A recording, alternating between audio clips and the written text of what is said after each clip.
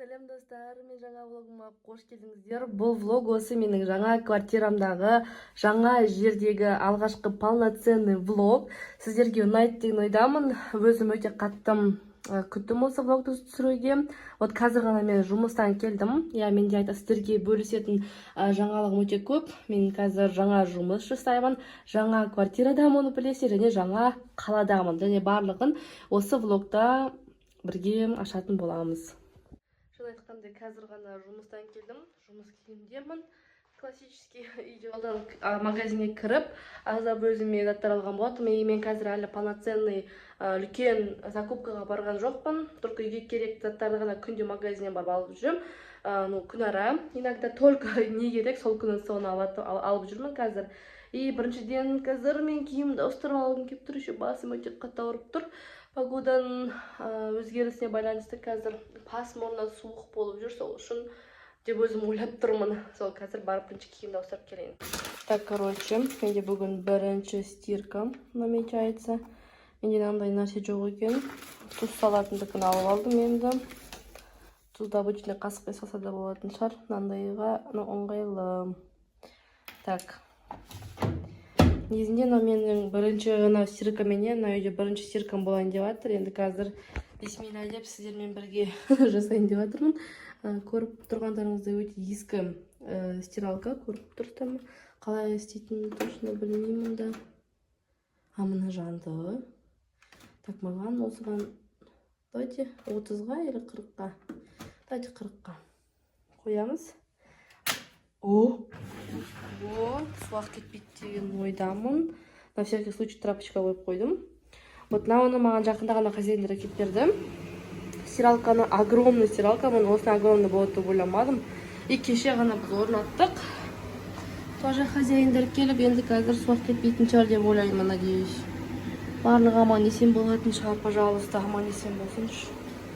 Покупкаға келетін болса, просто обычный заттар, жұмыртқа, қаймақ, томат, мына жақта сары май, пакетированный чай, мына тауықтың еті, мен бір суп жасағын қалдым. Мынау құрттар, осыны құрт алсаңыздар, советую всем, өте жақсы құрт. И банан алдым. Обычная покупочка бүгін. Банан қойсаңыздар болады. Тфу-тфу, менің стиралкам өте жақсы жуды. Вот бірінші ақ киімдерді жуып болдық, іліп қойдым қазір. Кебеге не үшін жақтарға іліп қойдым деп сұрамаңыз, өйткені менде әлі сушилка жоқ. Өзіміздің сушилканы мен балкаға тастап кеткен болатын Алматыға. Поэтому менде әлі сушилка жоқ. Вот осылай іліп қойдым сол үшін. Екі зат емес, қалғандар басқа жақтарда ілініп тұр. Үйдің барлық жақтарына іліп қойдым. Осылай, сол үшін да стиралкаға, әлі мақтамай қойыншы, жақсы көз тиіп кетер. Вот. И менде мына жерде шкафтан только вот на шкафқана жиналған. Бұл менде харам полка. Харам полка ол жерде. Вот, ана жерде менде үшеуде бьюти заттар. Яғни бәрі уход, жартысы уже ваннада. Күнделікті қолданып жүрген бұлардың барлығын мен мына екі жаққа қойғым келеді қотымды. Естеріңізде болса, мен бірінші курсқа Алматыға келген кезімде оқуға вообще ешқандай ноль косметикамен келген болатын, 0 уходпенен келген болатынмын. Ал вот енді Алматыдан кеткенде 3 коробка болып қайттым. Вот мына жерде менде барлығым разный заттар, сумочка, аяқ киімдер. Ана жерде менде ананың барлығы канцелярия, кітаптар. Канцелярия емес, наверное, кітаптар көбірек. Мына жерде менің сабаққа баратын дәптерлерім. Уже олар шығарып қойған, потому что сабаққа қолданып жүрмін. Қайтан кодекстерімізді оқып жүрміз сабақта. Поэтому бұлар шығып тұр.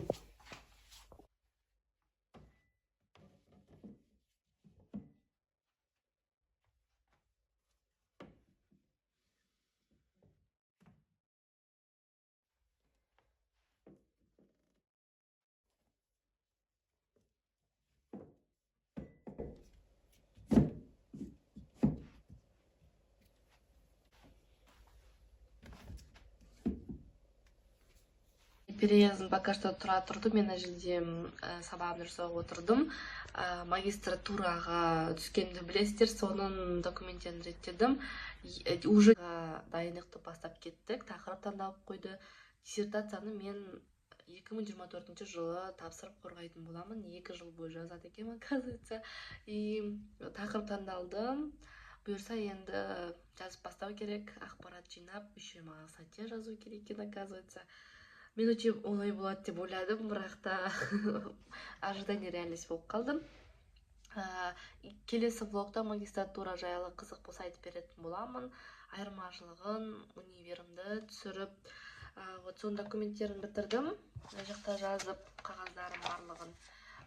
Мына жерде шашылады. Кстати, стирканың екіншісі бітті. Мына жаққа жайып қойдым. Түктейтін нәрсеге доскаға. И вот ертең уже, наверное, жалғастырамыз переезді.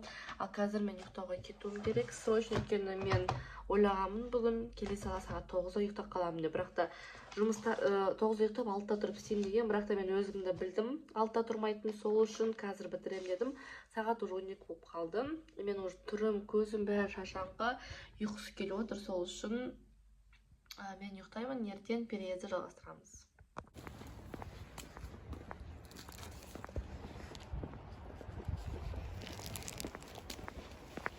Астынан мусорге шығып, қайтан келе жатырмын. Мен новый үйімде лифт жоқ. Поэтому күнде өйстіп көтеріліп түсіп жүремін. Физкультура, разминка, не жалуюсь. Үй киімімді киіп алдым. Менде айтқым келетіні, вот қараңыздар, күнде таңертесіменен жұмысқа баратын кезде бәрін шашып кетемін үйді, өзім жалғыз тұрсам да.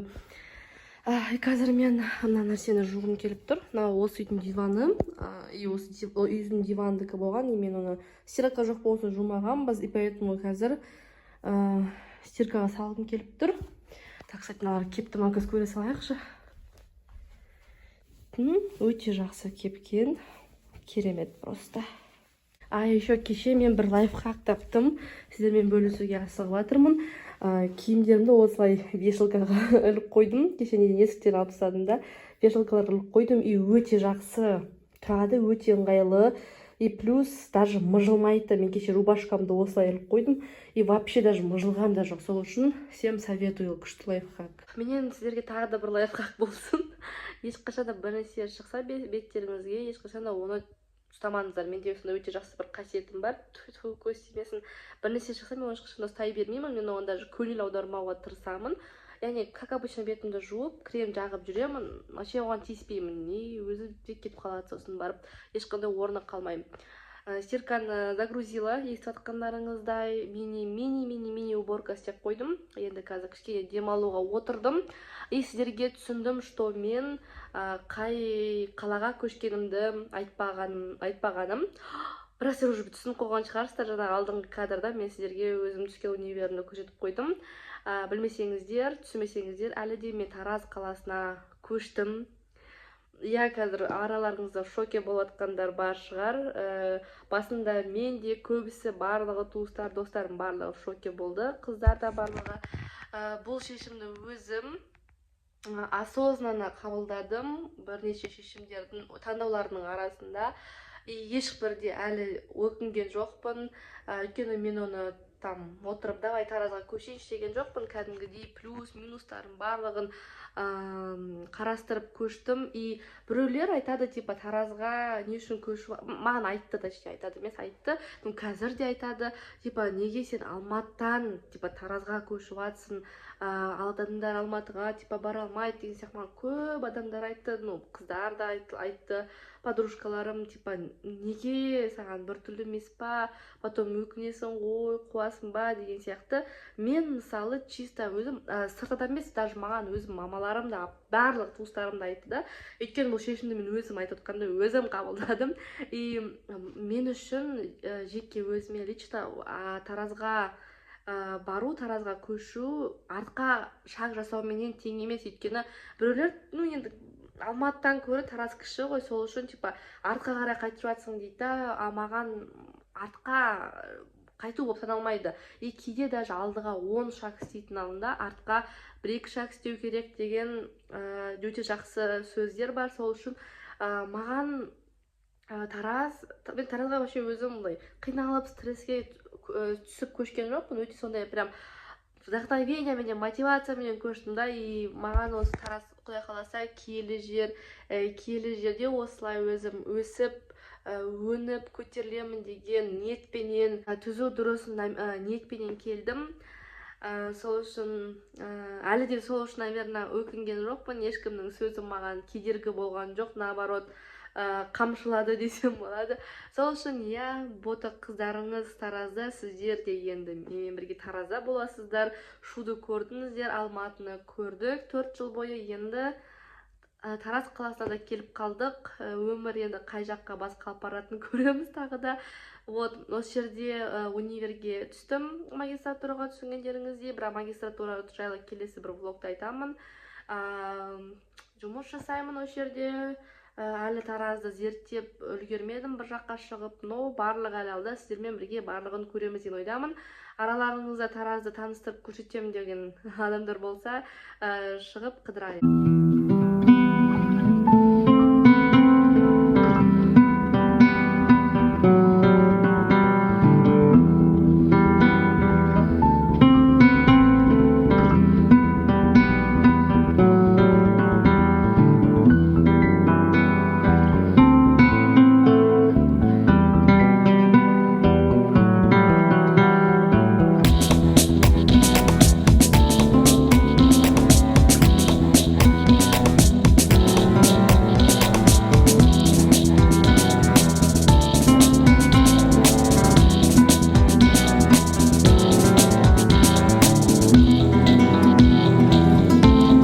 Официально мен тупаямын. Мен бағана, қазір сағат түнгі 1:30 болды. Мен бағанадан бері просто жатырмын. Просто тупо жатырмын. И өзімді қазір жек көріп тұрмын. Бағанадан біріншіден үйге келдім сағат 5-те. И бір кино көріп алайын. Қазір пока что жарық қойдала деп ойладым да. Бір кино көрдім. Ол мен отырмасам сөйлей алмаймын. Бір кино көрдім. Ол кино өте ауыр кино болды. 2 сағаттық кино. Чудо в камера номер 7 деп аталады. Мен оны біріншіден турецкий екенін көрген кезінде в шоке болдым. Өйткені бұл кино жайлы бұрыннан білетім да, бірақ мен турецкий екенін білмейтінмін. Турецкий екенін білгенде бір шоке болдым. Екіншісінде главный актерді көргенде бір шоке болдым. И главный актердің ойынын көргенде үшінші рет шоке болдым. И просто 2 сағаттық кино басталғаннан до конца жылап, басым ауырып, кірпіктерім даже түсіп қалды. Сонымен настроением түсіп кеттім. Что-либо делать вообще.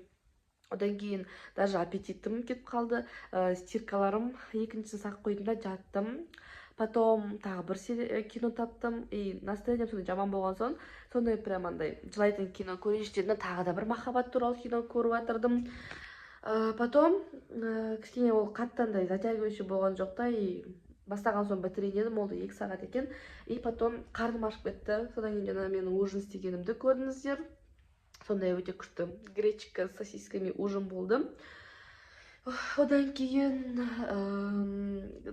настроение көтерейін дедім. Настроениемді көтеріп қалаулым көрдім. Пародия дегендерін. И просто күлкіден өлдім мына жерде. Мен мына жерде просто барлық шашылып жатыр. Ешнәрсе жинаған жоқпын. Өзімді сол үшін жаман ұрсып тұрмын.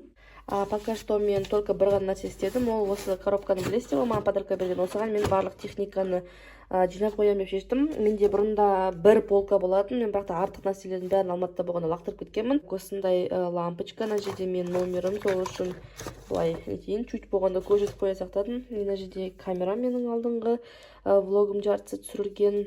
Сіздерге ұнады ма, кстати, айтып кетіңіздер.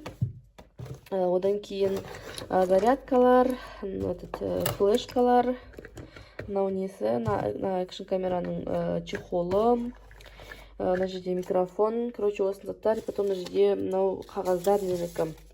Осының ішіндегі андай доверенностьтар, түрлі керекті қағаздар. Осыларды осы жаққа жинап қойын деп шештім. Осы милый коробочкада тұрады. сонымен қатар менде осындай ешқашан қолданбаған Bluetooth колонка бар. Бұрындары мен кіші кезімде, школ кезімде осындай колонкалар прям тренд болған едім. Сондай бір тренд болған кезде алғанмын. Соны шығарып қойып қойдым. Көрінсем қолданатын шығармын деп. Душтан шықтым, бетім жылтырлап тұр, өйткені осы масканы істеп алдым өзіме. Так, Вишидің минеральная маскасы. Мен сториста көбірек осы жайлы айтып тұрамын. Өйткені мені прям бұл көмекшім, спасителім. Именно вот кожа құрғақ, обезвоженный болып тұрған кезінде, ну прям идеально көмектеседі. Кожам прям новый болып қалатын сияқты. Барлығына үйге келгендердің барлығына жақып көріңдерші деймін. Вот реально күштім. И қазір бетімді уже жуамын. 10-15 минутта ұстаймын. И уже липке болып келатыр, уже сүрте берсе болады, жуа берсем. После қалған уходтарымды жасаймын. Ол менде так, мен уже бетін сүртіп қойдым. Масканың алдында бұл тоник, потом тонер. Кстати, байқасаңыздар, мына тонерда тоникта өте аз қалды, бітейінде қалды. Менің негізі көп заттарым бітейінде қалды, бірақ мына жерде бардаққа көңіл бөлмеңіздер, мен бұл жерде әлі дұрыстап реттеген жоқпын. Так, тонер бітейінде қалды, и жақында новый рубрика түсіремін. Одан кейін так, сыворотка тоже Вишидікі. Одан кейін CeraVe лосьон өте жақсы, и CeraVe осындай крем. И бүгін нені қосқым келіп тұр, бальзам для губ, өйткені уже салқындата бастады. И бүгін сумкалардың арасынан крем для рук табу керек. Кстати, кеше мен көрсетуге ұмытып кетіппін. Кеше покупка алғанда магазин осындай өзіме сыпырғыш сабокпен алған болатынмын. Менде осы күнге дейін сабок болмаған. Так, например, стеллажымды, шкафымды қалай себебін көрсетіп жүрген. Кітаптарды көрдіңіздер сіздер. Вот, мынау уходтарымды былай істедім. Қысқасы, мына жерде менде барлығы арттарында вот душқа керекті, ваннаға керекті заттар, гель душа деген сияқты вот мыналардың бәрі. Мына жерде скрабтар, мына жерде соль для ванны. Мыналардың бәрі уже кремдер денеге, бомбочка. Ана жерде шашқа и артында ашылмаған заттар әлі вот коробочкада тұрғандар. Шашқа тұратын бірінші түр, өйткені мен бұмен көбірек қолданамын. Вот крем тағы денеге. Мына жерде менде жарты косметика, көп қолданбайтын, бұл тени и хайлайтер.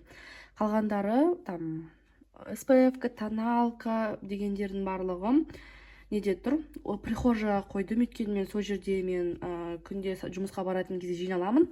Мына жерде тоже бетке жағатын крем, сыворотка дегендер көп тұрған жоқсыздар, олардың бәрі прихожкада қоятын болып шештім. Ана жерде вот умывашкалар, қалған екеу-үшеуі ваннада тұр, олар көбірек қолданатындар, мынау ашылмағандар. Форео, новый әлі ашылмаған. Ана жерде бетке жағатын кремдер қойып қойдым. На коробканың астында үстінде масочкалар, мына жерде кисочкалар көп қолданбаймын. Мына жерде мындай нелер, пинцет деген заттар. Вот. Осылай қойдым, кітаптарды көрдіңіздер. Мынау менің айттым ба, айтпадым ба. Осы күзде оққан бітірген бірінші кітабым. Инстаграмда айтқан болатым, қазір басқа кітапты оқып жүрмін. Вот, и мына жерді көрдіңіздер. Мына жаққа мен әлі дұрыстап реттеген жоқпын, просто қойып қойдым, чтобы бітсінші наконец-то деп. Мына жерде менде бижутериялар, мен оны мына біреу жаққа саламын. Бижутериялардың несіне. Мына жерде тоже бижутериялар, мынау шашқа, мына жерде барлығы очкилер. Мына жақта мына Вишидің несіне мен ине жіп салып қойдым. Мына жерде коробка просто. Мен бұл жаққа нені салатын, CeraVe-ні саламын. Ой, косметичкалар саламын мына жаққа қазір, болашақта, қазір пока что әлі емес. И вот. Менде үйде мынау айна, осы үйдегі жалғыз айна, одан басқа менде әлі айна жоқ. Мына үйде даже ванная да жоқ, сол үшін мен барлық нәрселерімді осы айнада келіп істеймін. Сол үшін мына уход заттарымды да и күнде жиналатын заттарымды осы жерде қойған. И плюс мына тартпаға салып қойғаным мен үшін самый ыңғайлы болып көрінді, поэтому осы жаққа қоятын боламын. Сол үшін мына жаққа таңдап алып келдім. Мысалы, невидимка маған осы жерде күнде керек, вот тарақ бар. Мен қолданбаймын, но на всякий случай осы заттардың бәрін алып келдім. Косметикама разбор жасадым, срок өткендердің бәрін лақтырдым. қатып қалған помадалар өте көп екен. Вот нелерімді алып келдім, парфюмдарымды алып келдім, күнде қолданатын осы жерде, чтобы шығатын кезде болатын. Кстати, Бауканың маған сыйлаған парфюмі осы, алдыңғы влогта көрсетемін. Таппай қойған болатынмын, таптым. Осы маған өте қатты ұнайтын, иісі өте қатты ұнайды, мен өте қатты қалағанмын. Баука маған сыйлады. Вот, жаңа пудра, мыналардың бәрі уход, вот сыворотка, мына жерде ватные диски, осылардың бәрі вот осы жерде. Неде бомждар сияқты жүрем, американский бомждар сияқты, өйткені суық, әлі отопление берген жоқ, и осындай пижаманың үстіне просто рубашканы кие салып. И да, осы жерде мен влогты аяқтағым келеді, өйткені әлі бар жақта бітпесем де өте ұзақ созылып кеткен сияқты бұл влог. Сол үшін ұнаса, менің жаңа үйімдегі жаңа влогым ұнаса, жазып кетіңіздер комментарийға. Келесі влогта рум-турды көрсете сала, квартирамды көрсетіп рум-тур жасауға тырысамын. Сол үшін тағы сұрақтарыңыз, ойларыңыз болса бөлісіп отырыңыздар. Келесі влогтарда кездескенше всем пока.